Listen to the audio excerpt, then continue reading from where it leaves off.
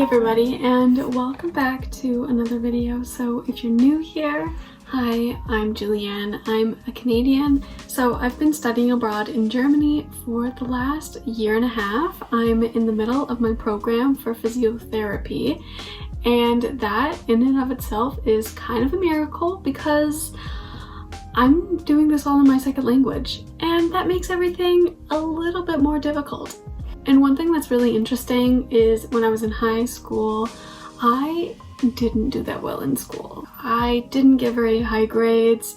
I almost failed one of my big final exams. And now I just have a totally different outlook on studying, on writing tests, and I've just developed like so much experience and techniques that just work so much better than whatever it was I was doing before. So I hope you guys had a great week. It's actually the long weekend now, but I can't really enjoy it that much because in a couple days when I go back to school, I'm not actually going back to school. I'm going to a hospital in my area for Practicum, and I am so incredibly nervous about it. So my first practicum was actually at a school for physically disabled children, and they were just so lovely, and I feel like because they were all kids, they like didn't care that I wasn't the best at German. They didn't care at all that I came from another country or anything.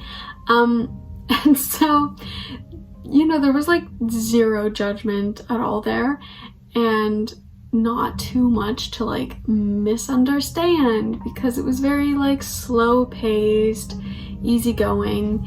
So even if I didn't understand something, it wasn't that big of a deal because I didn't need to like make any quick decisions or anything. But because I'm at a hospital for my next practicum, I'm quite a bit more nervous about the whole language thing. My biggest irrational fear is that I'm going to misunderstand somebody but not really recognize that I misunderstood them, or like not notice it, and then do my therapy but do it wrong and then like further hurt them. And I'm just pretty nervous about it. So to make up for all of those negative feelings, I have been studying a bit this weekend, reading up on my notes from the last year and a half because, you know, even if I'm not 100% with the language, I can still touch up on my theory and my understanding of physiotherapy. So that's what I've been doing so far this weekend.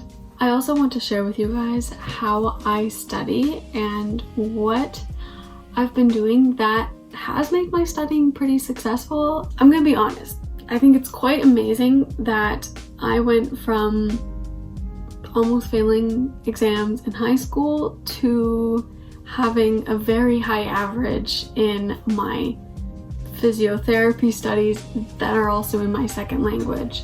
And I think a lot of it comes down to the technique on how I've actually been studying, so I thought I would share that with you guys. I know a lot of people now are preparing for their midterms, so maybe this can help you guys do your best. One thing that I will say though is that I think my technique for studying is best for anything where you have to memorize a lot of things. So anything medically related or like anatomy, things where there's a lot of memorization, that's kind of where this works the best. And for other things, you know, I'm not in a field where it's a lot of like opinion-based things where you kind of have to do lots of writing and stuff. I don't know like how that would correlate with my techniques that I use, but for anything like memorizing, in my opinion, this is the best way to do it. So first of all, the programs that I use, probably 90% of all of my studying is done on Anki. So I'm actually going to add a bit of a screen recording here so you can see. So right now here are all of my decks that I have on Anki. You can see there's a lot. I think in total I think I have over 6,000 cards to study. A lot of it is, of course, anatomy. So I'm going to show you guys one of my decks and how I actually set it up. So here you can see all of your decks, and here it shows kind of like all of the cards within that deck. So this deck was about passive Streichbewegung, which is a technique for physiotherapy basically. And you can kind of see that here I just have the name of whatever it is and then like a definition. But one thing I want to show you in particular, which is a really good example of how I do my cards, is in anatomy. So here, these are the these are all the muscles in the arm. So you can see here that I have all these cards dedicated to just one muscle. And it's because I split all of the information up, so there's less information on each of the cards. So here I have some basic information about the triceps, and then I break down that information as small as it can possibly go so that it's not overwhelming. So I know some of my classmates, when I look at their flashcards that they've written out or something, sometimes they'll have like all of the information from a single muscle on one flashcard. And I have it broken up into like 10 flashcards instead of just one. I feel like I can memorize so much more information if there's less information on more cards. If there's 3 times as many cards, but there's way less information on each one of those cards, I think it goes a lot faster and a lot easier, and it's a lot less overwhelming. So that's my big tip for using Anki or any program where you're learning with flashcards, is more flashcards, less information on each flashcard. And that is really difficult with some things. If there's not like a natural break in the information, then it can be a little bit more difficult. But for most of my subjects, this works really well. The other program that I use, which I don't use as much, but I definitely do like using it, is KenHub. So that's an online subscription-based, purely anatomy studying program. You can do it with subscriptions where you have to pay so much each month, but I did the lifetime subscription, so it's just a one-time purchase, which throughout the 3 years of my program, it actually ends up being way, way, way cheaper than paying every month.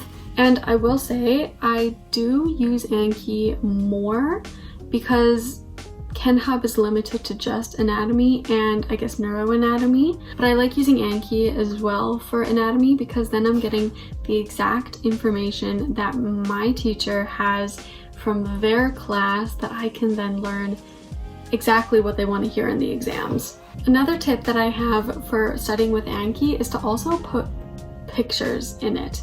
So pictures from your script, pictures just from online, especially if you're like learning different muscles. I found it really useful to have a picture of the area with an arrow pointing to the muscle that I want to name, and then in the answer section for Anki, like where you write out the answer for the card, then I write down like the actual muscle name. So I think that also works really well for people who learn better visually. And for me specifically, it's helped a lot so that I have a picture of the muscle in my head, and it just helps with your understanding of it because you obviously can't see all of your muscles. But when you study with a picture of it in front of you and you have to look at, well, maybe there's like 5 muscles in the picture, but you need to be able to name like what they are. I found that to be very helpful. So that's another tip I have. And then my last studying method is actually writing out flashcards, but for my practical exercises or different types of therapies or movements that I need to be able to do with patients. So here I actually have a deck of, this is all PNF, which is I only know the German pronunciation. Propriozeptoren neuromuskuläre Facilitation. I think that's it. And then there's all these different like movement patterns that you need to do with your patient. And there are a lot. And they're very specific. You need to have your hand in just the right place. Your feet need to be at the right angle. Everything needs to be like to a T exact. And so me and some of my classmates, when we study that together, we like using flashcards because this is exactly how we are examined at the end of our program. And also we used these before our exams last semester when we actually had a PNF exam, and these helped so much for all of like the practical things. And that's basically it. I mean, it doesn't seem like much, but it's very, very helpful. I know there's different types of studying for different people, and I think there are types of studying where I enjoy doing a little bit more. I remember, especially in high school, I would just like rewrite my notes, like my class notes. And looking back at that, for me personally, it was the biggest waste of time and effort. I mean, I enjoyed doing it because, you know, I liked writing out my notes and making them all look pretty and stuff like that. But it wasn't an active way of learning to actually make the information stay in my head. And so I think that's like one of the biggest differences that I've made from high school to now in this program is I've just like learned a lot more about how to actually study properly and knowing the difference between passive and active learning.